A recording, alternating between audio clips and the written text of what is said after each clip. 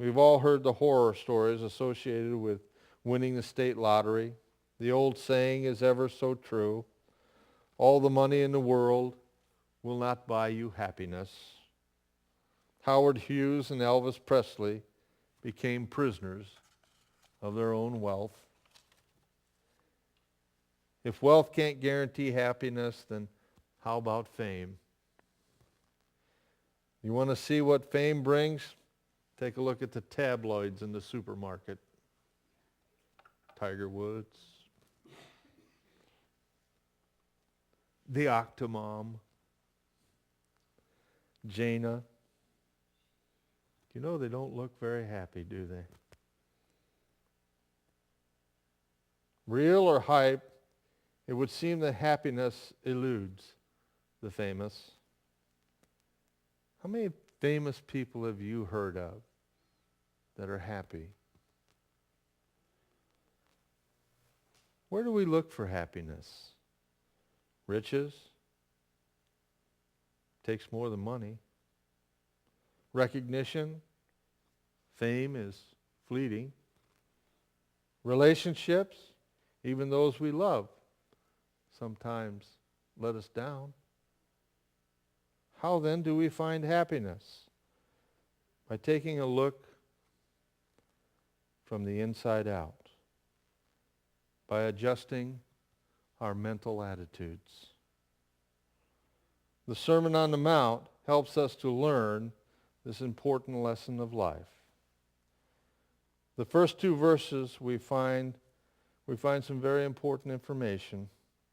Jesus drew away from the multitudes and went up on the hill with his trusted disciples. And there he sat down as a teacher. And that's what they did in those days. They sat down and they taught.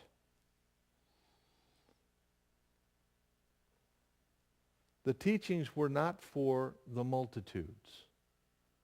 They were for the disciples, the people who call themselves followers of Christ. We who call ourselves Christians are to take the Beatitudes to heart. We are to live by them. They are to be for us what the Ten Commandments were for the Israelites.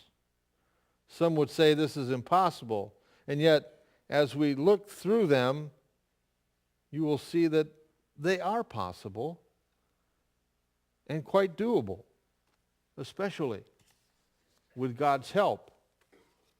Each of the 8 positive statements begins with blessed.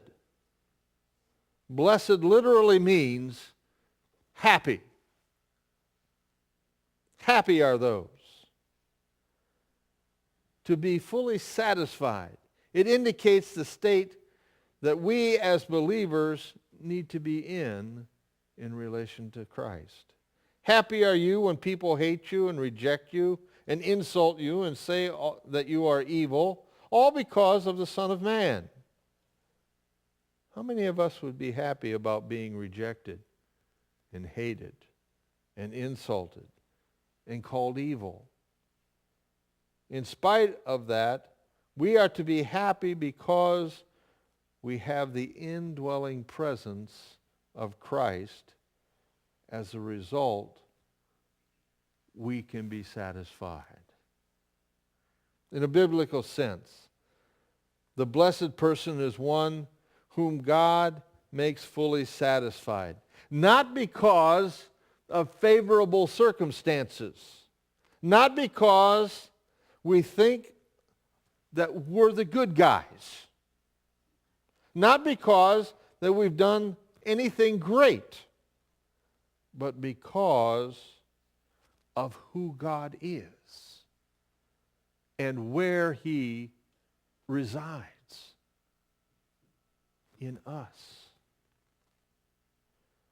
So whether you're winning or losing, succeeding or failing, enthusiastic or depressed, happy or suffering, you can be happy if you will discover the 8 positive attitudes taught to us by Jesus himself in the Beatitudes. These 8 sentences are classic.